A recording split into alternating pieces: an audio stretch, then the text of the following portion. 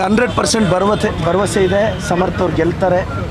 ಒಂದು ಹೊಸ ಜನ್ರೇಷನ್ನು, ಶಾಮನೂರು ಶಿವಶಂಕರಪ್ಪ ಸಾಹೇಬ್ರ ವಂಶದ ಕುಡಿ, ಒಂದು ಹೊಸ ಜನ್ರೇಷನ್ ರಾಜಕೀಯಕ್ಕೆ ಬರ್ತಿದೆ.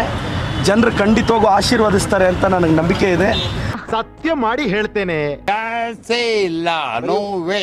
ನಾನು ನಮ್ಮ ದಕ್ಷಿಣ ಕ್ಷೇತ್ರದ ಎಲ್ಲರನ್ನೂ ರಿಕ್ವೆಸ್ಟ್ ಮಾಡ್ತೀನಿ,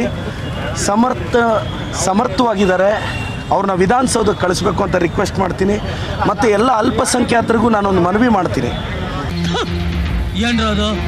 ಅಣ್ಣ, ಅಲ್ಪಸಂಖ್ಯಾತರ ಬಗ್ಗೆ, ಮೈನಾರಿಟೀಸ್ ಬಗ್ಗೆ, ಮುಸ್ಲಿಂ ಸಮುದಾಯದವರ ಬಗ್ಗೆ ನಾನು ಸೇರಿದಂತೆ ನಾವು ಕಾಂಗ್ರೆಸ್ ಪಕ್ಷದವರು ಯಾವತ್ತೂ ನಿಮ್ಮ ಜೊತೆ ಇದ್ದೀವಿ, ನಿಮ್ಮ ಜೊತೆ ಖಂಡಿತವಾಗೂ ಇರ್ತೀವಿ. ನಾನು ನಿಮ್ಗೆ ಹೇಳಕ್ಕೆ ಇಷ್ಟಪಡೋದು ಇಷ್ಟೇ, ಮೈನಾರಿಟೀಸ್ ಹಿತವನ್ನು ಕಾಂಗ್ರೆಸ್ ಅವರು ಮಾತ್ರ ರಕ್ಷಿಸೋದಕ್ಕೆ ಸಾಧ್ಯ. ನಿಮ್ಮ ಜೊತೆ ನಾವಿದ್ದೀವಿ. ಚಿಕ್ಕ ಪುಟ್ಟ ಅಸಮಾಧಾನಗಳಿರ್ಬೋದು, ದಯವಿಟ್ಟು ಕೈ ಮುಗಿದು ನಾನು ದಾವಣಗೆರೆ ಎಲ್ಲ ಮುಸ್ಲಿಂ ಬಾಂಧವರನ್ನ ರಿಕ್ವೆಸ್ಟ್ ಮಾಡ್ತೀನಿ, ಈ BJP ಅಯೋಗ್ಯರಿಗೆ, BJP ಮುಟ್ಟಾಳರಿಗೆ ವೋಟ್ ಹಾಕಬೇಡಿ. What rubbish you are talking? Come to me, I will talk to you. ನಾಚಿಕೆ ಆಗಲ್ಲ ನಿಮ್ಗಳಿಗೆ? You come and tell us what sort of a language you are using. ನಾವು ಕೊಟ್ಕೋತೀವಿ, ನಮ್ಮ ತಾತನ ಮನೆ ಆಸ್ತಿ ಅಲ್ಲ ಮಿಸ್ಟರ್ ಮಿನಿಸ್ಟರ್. ನಿಮ್ಮ ಕುಟುಂಬದ ಬಗ್ಗೆ ಪ್ರಶ್ನೆ ಮಾಡಿದವರು BJP ಅವರು, ನಿಮ್ಮ ದೇಶಭಕ್ತಿಯನ್ನು ಪ್ರಶ್ನೆ ಮಾಡಿದವರು BJP ಅವರು. What is wrong with you? ನಿಮ್ಮ ಕುಟುಂಬದ ಹೆಣ್ಮಕ್ಳ ಬಗ್ಗೆ ಕೇವಲವಾಗಿ ಮಾತಾಡಿದವರು BJP ಅವರು. ಇವತ್ತು ನೀವು ಯಾವುದೋ ಅಸಮಾಧಾನಕ್ಕೆ BJPಗೆ ವೋಟ್ ಹಾಕಿದ್ರೆ ನಿಜವಾಗ್ಲೂ ನಿಮ್ಮ ಅಸ್ತಿತ್ವಕ್ಕೆ ಸಮಸ್ಯೆ ಆಗುತ್ತೆ ಅಂತ ನಾನು ಹೇಳ್ತಾ, ಈ ವೆಸ್ಟರ್ನ್ ಮೀಡಿಯಾ ವಾಲ ಮುಸ್ಲಿಮ್ಸ್ ಕೋ they are calling terrorist. BJP ಅಸಮರ್ಥರಿಗೆ, ಅಯೋಗ್ಯರಿಗೆ ನೀವು ಪಾಠ ಕಲಿಸ್ತೀರಾ ಅಂತ ನಂಬಿಕೆ ನನಗಿದೆ ಸರ್. ಜಾಸ್ತಿ ಮಾತಾಡ್ತೀಯ ನೀನು. No sir please. ಸರ್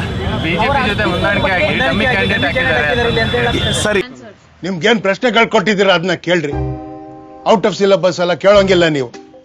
ನೋಡಿ, ಈಗ ಅವ್ರು ಯಾರು ಕ್ಯಾಂಡಿಡೇಟ್ ಆಯ್ಕೆ ಆಗಿದ್ದಾರೆ, ಅವ್ರಿಗೂ ಒಂದು ಕುಟುಂಬ ಹಿನ್ನೆಲೆ ಇದೆ. ಈಗ ನೀವು ಕುಟುಂಬ ರಾಜಕಾರಣ ಮಾತಾಡೋದಾದ್ರೆ BJP ಕ್ಯಾಂಡಿಡೇಟ್ ಅವ್ರ ತಂದೆನೂ ರಾಜಕಾರಣದಲ್ಲಿದ್ದವ್ರೆ, JDS ಅಲ್ಲಿ ಇದ್ದವ್ರೆ.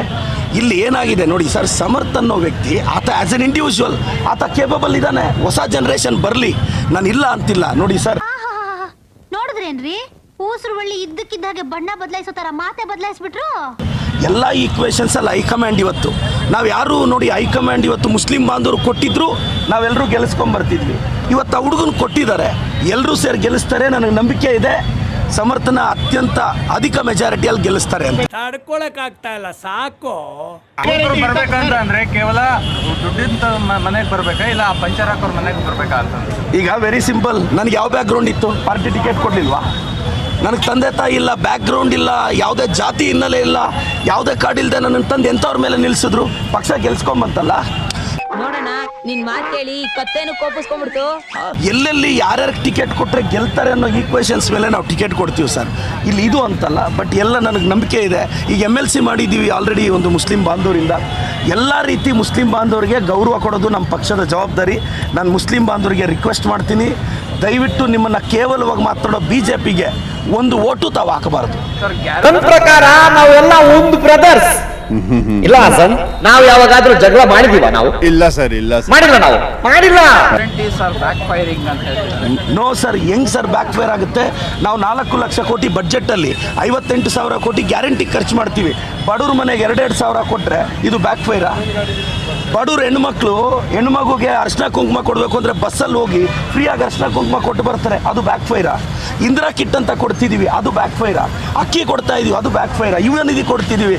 ಗ್ಯಾರಂಟಿಗಳು ಖಂಡಿತವಾಗೂ ನಮ್ಮ ಸರ್ಕಾರದ ಗ್ಯಾರಂಟಿ. ಅದು ಇದು ಟೂ ಮಚ್. ಇದು